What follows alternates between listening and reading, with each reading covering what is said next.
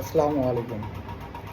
আজকে আমি কথা বলবো এই যে পলাশবাড়ি যে আটক করা হয়, যে পলাশবাড়ি রাম মূর্তি নির্মাণের মূল উদ্যোক্তা হরিদাস চন্দ্রকে যে গ্রেফতার করা হয়েছে।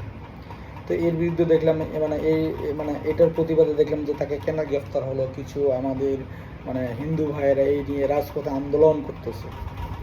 তো তাকে তো যে গ্রেফতার করা হয়েছে তাকে তো রাম মূর্তি নির্মাণের জন্যই যে গ্রেফতার করা হয়েছে বিষয়টা এমন না। তাকে তার প্রকৃত অপরাধের জন্যই গ্রেফতার করা হয়েছে। এবং বড় আফসোসের বিষয় হচ্ছে যে সংবাদ মিডিয়া মাধ্যম যে ফেসবুকে বা অন্যান্য যে ছাপানো হয়েছে যে রাম মূর্তি নির্মাণে মূল উদ্যোক্তাটা, এইখানে বড় ইস্যু করে ধরতেছে। এটা ইস্যু কেন হবে? ইস্যু হবে তার অপরাধের জন্য, যে অপরাধের জন্য তাকে গ্রেফতার হয়েছে তাকে সেটা মেন পরিচয় হবে, পরিচয়টা অন্য কেন হাইলাইট করা হয়েছে।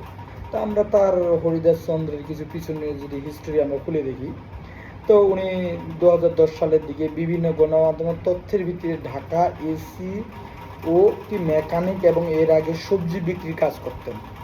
সেটা 2010 সালে ঢাকা টাইমস 24-এর পত্রিকার নিউজ। তারপর 2019 কি 21 সালে অভিযোগ অনুযায়ী প্রভাবশালী ব্যক্তির পরিচয় ব্যবহার করে চাকরি বদলি, টেন্ডার, বিনিয়োগের নামে মানুষের কাছে অর্থ নেওয়া শুরু করে একই সময়ে ময়মনসিংহ ফুলবাড়ি একটি রিসোর্ট গড়ে তোলেন বলে তদন্ত সংস্থার দাবি। এটা দিচ্ছে ঢাকাপোস্ট.com-এ। আবার 2022 সালে আবার কি বলছে, জাতীয় নিরাপত্তা গোয়েন্দা সংস্থা এনএসআই র্যাব তাকে গ্রেফতার করে। অভিযোগ ছিল প্রধানমন্ত্রীর পরিবার সদস্য ভুয়া প্রোটোকল অফিসার পরিচয় দিয়ে তিনি চাকরি বদলি, টেন্ডার, বিভিন্ন কাজে প্রভাব খাটানো আশ্বাস দিয়ে কোটি কোটি টাকা আত্মসাৎ করেন। এই যে এখন যে সংখ্যালঘু ভাইয়েরা তাকে কেন হরিদাস চন্দ্রকে গ্রেফতার করা হয়েছে, এখন যে রাজপথে আন্দোলন করতেছেন যেটা মিথ্যা মামলা, তাহলে 2022 সালে যে তাকে গ্রেফতার করা হলো যে জাতীয় নিরাপত্তা গোয়েন্দা সংস্থাতে তাকে গ্রেফতার করলো, অভিযোগ কি ছিল? প্রধানমন্ত্রীর পরিবারের সদস্য ভুয়া প্রোটোকলের পরিচয় দিয়ে। তখন কেন আপনারা রাজপথে নামেননি? আমার প্রশ্ন হচ্ছে এইখানে, মেন প্রশ্ন হচ্ছে এখানে ভাই।